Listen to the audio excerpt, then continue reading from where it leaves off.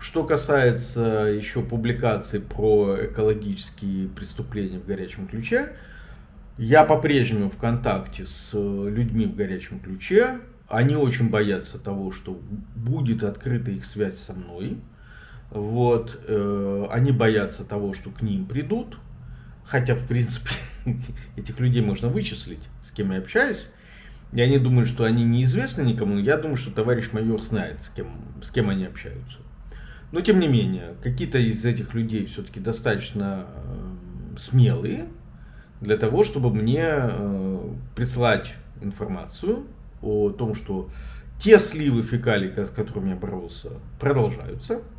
И я вот с конца декабря прошлого года и в этом месяце уже 2 недели пишу жалобы.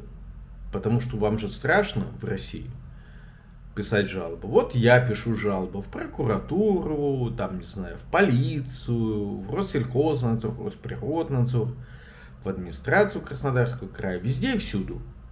Пишу и говорю, как же так? Весь 22 год фекалии текли около насосных станций водоканала горячего ключа.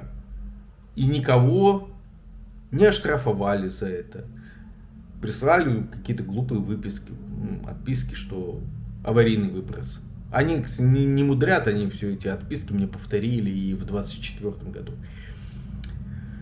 Ну, посмотрим. Но отмечу 2 вещи и закруглюсь.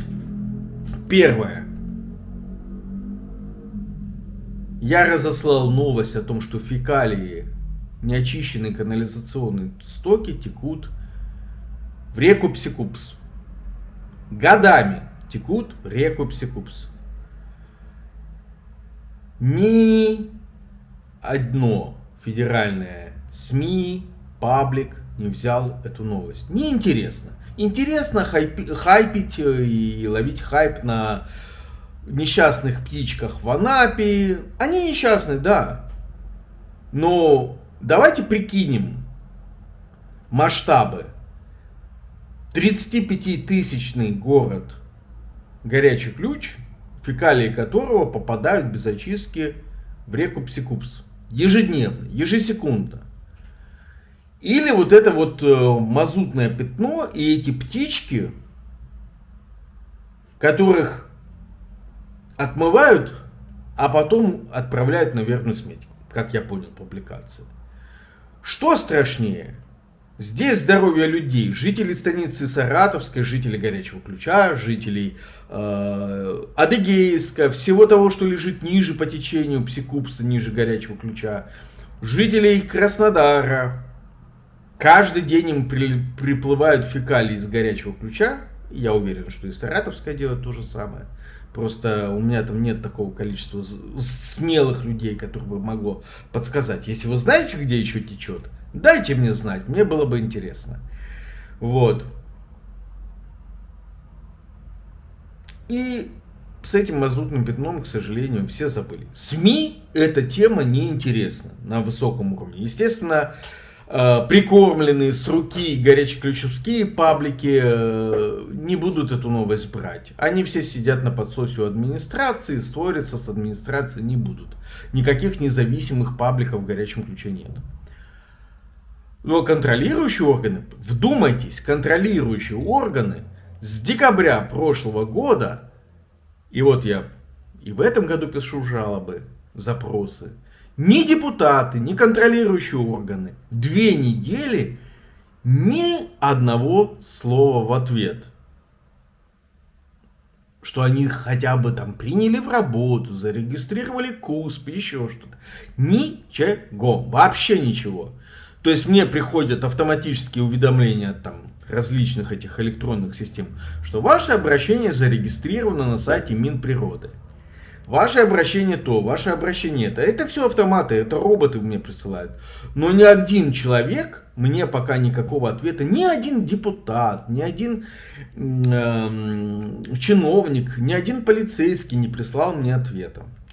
Говно течет, ответов нет. И последнее уж точно. еще раз призываю, подпишитесь, проверьте колокольчик и напишите мне комментарий. Стали бы вы покупать? Вот вопрос всем. Жду ответов в комментариях. Стали бы вы покупать минеральную воду Айсберг, если бы знали, что лицензия на добычу минеральной воды выдана в 2023 году, в 2022 году уже все знали, что прямо рядом со скважинами этого завода, буквально там в десятках метров, находятся огромные озера с фекалиями, которые там находятся минимум 2 года. С 21 года я знаю, что эти фекалии текут. Я их фиксировал с начала 22 года. Но и в 21 году текло. Вот представляете, вода с говном течет на поля в течение нескольких лет. Министерство природы заводу минеральных вод Айсберг выдает лицензию на добычу этой минеральной воды. И вы же понимаете, что скважина, которая идет туда, пускай, допустим, на 300, на 400 метров, но ствол скважины может деформироваться, могут быть трещины какие-то, ну что угодно может быть. Водопровод, вернее, вот этот вот трубопровод от самой скважины может быть не герметичен. И если поливать какую-то губку фекалиями в течение многих лет, все равно что-то проникает вниз. Реку Псикупс пропадает эта вода. Я вообще не понимаю. Вот напишите мне, если бы вы видели своими глазами, как я это видел, и у меня много видео таких на канале, фекальные реки горячего ключа, отдельный плейлист. Если бы видели вы поля, километры затопленных полей с фекалиями, и вам бы поставили минеральную воду, бутылочку, и сказали, вот, минеральная вода Айсберг добыта рядом с фекальным озером на Ярославского 139. Стали бы вы пить такую воду? Напишите мне в комментариях. Я не могу этого понять, сложить 1 + 1. Вот просто не могу. Как такое возможно? Ну эти же люди там работают. Ведь я еще чего не могу понять. Жители горячего ключа, как минимум те, кто живут рядом с этим заводом минеральных вод, сотрудники семей, в смысле, члены семей сотрудников водоканала, которые, конечно же, знают об этом разливе, депутаты и их семьи, прокуратура, полиция, да огромное количество людей в горячем ключе, которых я лично спрашивал по поводу и просил помочь по поводу этого разлива, они же это все знают. И никому нет дела. Сиковому нет дела к тому, что к нему фекалии плывут по речке. То есть вот вы хотите от того, что вы езжаете. Белопольский поехал птичек спасать в Анапу, а у него, ну, это я не знаю, как у тебя в доме трубу канализационную прорвало и залило фекалиями пол, а ты пошел к соседу убирать ему там холодильник вымывать. Как? Ну, вот такие вот результаты. Еще раз. Интересно. Вот смотрите, вот это вот видео, это как срез того, чем я занимаюсь. Во-первых, я не могу, по-прежнему я не могу забыть горячий ключ и Краснодарский край. Я его по-прежнему люблю. И хотелось бы, чтобы через те много лет, когда я вернусь в горячий ключ и в Краснодар, понятно, что пройдет не 1, не 2, может быть 5, 10, 15 лет, я не знаю.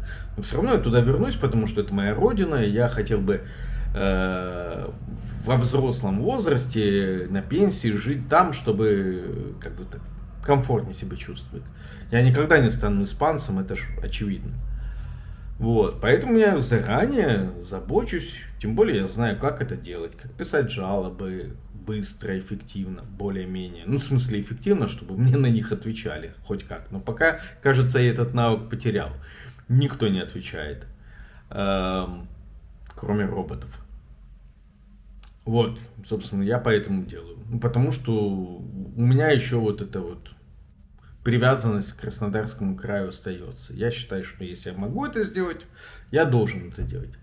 С другой стороны, я рассказываю вам про Испанию. То есть, если вдруг кто-то решится ехать в Испанию, чтобы вы, просмотрев мои видео, поняли, ага, вот это нужно так делать, это нужно так, вот к этому готовиться, к этому готовиться. Много ништяков и полезностей. В этом цель моих видео, чтобы вам было полезно, ну, возможно, приятно немножко их смотреть. Стараюсь более-менее весело рассказывать, в смысле живенько, не весело, это все очень жутко грустно, но живенько, чтобы вы не засыпали. Ну так, все, пойду дальше работать. С Рождеством вас наступившим, надеюсь, что будет некая справедливость и ответственность за все те преступления, которые допустили в отношении природы в горячем ключе, понесут ответственность.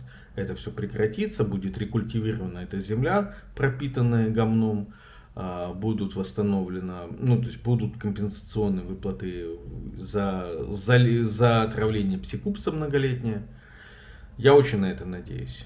Странно, что в 2011 году предстали к строительнице этого моста подвесного, а тут никто не замечает, ни один депутат, ни один общественник не бегает и не кричит, почему горячий ключ отравляет псикупс. Не могу этого понять, напишите вы.